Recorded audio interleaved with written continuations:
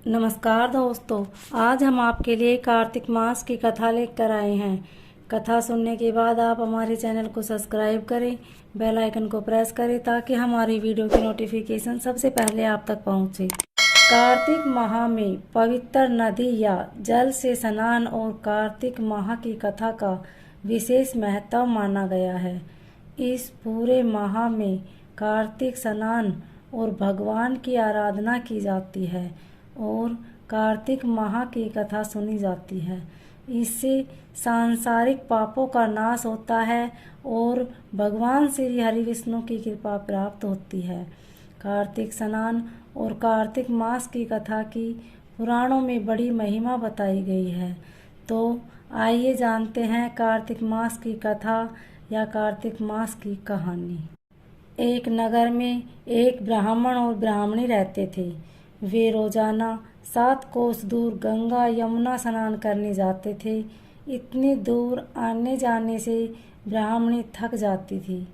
जब ब्राह्मणी कहती थी कि हमारे एक बेटा होता तो कितना अच्छा होता। बेटे के बहू आती तो हमें घर वापस जाने पर खाना बना हुआ मिलता और बहू घर का सारा काम कर देती। ब्राह्मणी की बात सुनकर ब्राह्मण ने कहा कि तूने बात तो सही कही, चल मैं तेरे लिए बहू ला ही देता हूँ। ब्राह्मणी ने कहा कि एक पोटली में आटा डालकर कुछ मोहरे रख दे। ब्राह्मण के कहे अनुसार ब्राह्मणी ने पोटली बांध कर दे दी। पोटली लेकर ब्राह्मण चला गया। ब्राह्मण अभी कुछ दूर ही गया था कि उसे यमुना के किनारे बहुत ही सुंदर लड़कियां दिखाई दी। वे रेत में घर बनाकर खेल रही थी। उनमें से एक लड़की ने कहा कि मैं अपना घर नहीं बिगाड़ूंगी, मुझे तो रहने के लिए ये घर चाहिए।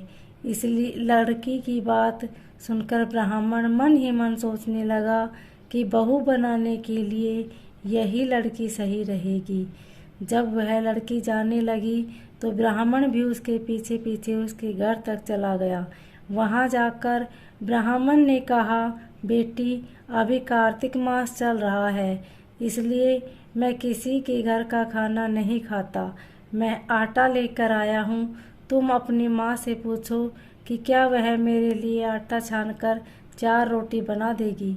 यदि वह मेरा आटा छान कर रोटी बनाएगी तो ही मैं रोटी खाऊंगा।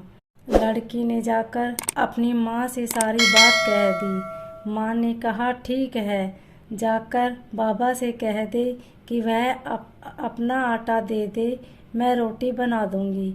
जब वह आटा छानने लगी तो आटे में से मोहरे निकली। वह सोचने लगी कि जिस आटे में इतनी मोहरे हैं उसके घर में कितनी मोहरे होगी। जब ब्राह्मण खाना खाने बैठा तो लड़की की माँ ने कहा, बाबा आप अपने लड़के की सगाई करने जा रहे हो। तब ब्राह्मण ने कहा कि मेरा बेटा तो काशी में पढ़ने गया हुआ है, लेकिन यदि तुम कहो तो खांड कटोरे से विवाह करके तेरी बेटी को मैं अपने साथ ले जाऊं। लड़की की माँ ने कहा, ठीक है बाबा, और खांड कटोरे से शादी करके ब्राह्मण के साथ भेज दिया। ब्राह्मण ने घर आकर कहा, रामू की माँ दरवाज़ा खोल, देख मैं तेरे लिए बहू लेकर आया हूँ। ब्राह्मणी बोली, दुनिया ताने मारती थी, अब आप भी मारने लगे। हमारे तो 7 जन्म तक कोई बेटा बेटी नहीं है, तो बहू कहाँ से आएगी। ब्राह्मण ने कहा कि तू दरवाज़ा खोल कर देख। जब ब्राह्मणी ने दरवाज़ा खोला तो सामने बहू को खड़ी देखा। उसने बहू का स्वागत किया और आदर सत्कार से अंदर ले आई। वह ब्राह्मण और ब्राह्मणी स्नान करने जाते तो बहू घर का सारा काम करके खाना बना कर रखती। वह उन्हें कपड़े धोती और रात को पैर भी दबाती। जब इस तरह काफ़ी समय बीत गया, ब्राह्मणी ने अपनी बहू से कहा कि बहू कभी भी चूल्हे की आग मत बुझने देना और मटके का पानी ख़त्म मत होने देना। एक दिन चूल्हे की आग बुझ गई तब बहू भागी भागी अपने पड़ोसन के पास गई और कहा कि मेरे चूल्हे की आग बुझ गई है, मुझे थोड़ी आग चाहिए। मेरे सास ससुर सुबह 4 बजे से गए हुए हैं, वह थके हारे आएंगे, इसलिए मुझे उनके लिए खाना बनाना है। तब पड़ोसन ने कहा कि तू तो बावली है, तुझे यह दोनों मिलकर पागल बना रहे हैं, इसके कोई बेटा नहीं है। बहू ने कहा, नहीं ऐसा मत बोलो, इनका बेटा तो बनारस काशी में पढ़ने गया हुआ है। तब पड़ोसन ने कहा कि यह तुझे झूठ बोल कर लाए हैं, इनके कोई बेटा नहीं है। अब बहू पड़ोसन की बातों में आ गई और कहने लगी कि अब आप ही बताओ मैं क्या करूं। पड़ोसन ने कहा कि क्या करना है, जब तुम्हारे सास ससुर आए तो जली फूकी रोटियां बना कर देना और बिना नमक की दाल बना कर देना, खीर की कड़ची दाल में और दाल की कड़ची खीर में डाल देना। वह पड़ोसन की सारी सीख लेकर घर आई। जब उसके सास ससुर घर आए तो उसने ना तो उनका आदर सत्कार किया, ना ही उनके कपड़े धोए। जब उसने सास ससुर को खाना दिया तो सास बोली, बहू आज यह रोटियां जली फूकी क्यों है और दाल भी रोनी है। तब बहू ने पलट कर जवाब दिया कि एक दिन ऐसा खाना खा लोगे तो कुछ बिगड़ नहीं जाएगा तुम्हारा। सास ससुर को खरी खोटी सुनाकर वह फिर से पड़ोसन के पास गई और बोली कि अब आगे क्या करना है। पड़ोसन ने कहा कि अब तुम सातों कोठों की चाबी मांग लेना। अगले दिन जब भी स्नान करने के लिए जाने लगे तो बहू अड़ गई, मुझे तो सातों कोठों की चाबी चाहिए। तब ससुर ने कहा कि ये चाबी दे दो, आज नहीं तो कल इसे ही देनी है। तब सास ने बहू को चाबी दे दी। सास ससुर के जाने के बाद जब बहू ने दरवाज़ा खोला तो देखा कि किसी में अन्न भरा है, किसी में धन भरा है और किसी कोठे में बर्तन पड़े हैं। जब उसने सबसे ऊपर वाला 7वां कोठा खोला तो देखा कि शिव जी, पार्वती माता, गणेश जी, लक्ष्मी माता जी, पीपल पतवारी, कार्तिक के ठाकुर, राई, दामोदर, तुलसा जी का बिड़वा, यमुना, गंगा यमुना व 33 कोठी देवी देवता विराजमान है। वहीं पर एक लड़का चंदन की चौकी पर बैठा माला जप रहा है। यह सब देखकर उसके लड़के ने पूछा कि तू कौन है। तब लड़का बोला कि मैं तेरा पति हूँ, अभी दरवाज़ा बंद कर दे, जब मेरे माता पिता आएंगे तब दरवाज़ा खोलना। यह सब देखकर बहू बहुत खुश हुई और 16 श्रृंगार कर सुंदर वस्त्र पहनकर अपने सास ससुर का इंतजार करने लगी। उसने अपने सास ससुर के लिए अच्छे अच्छे पकवान बनाए।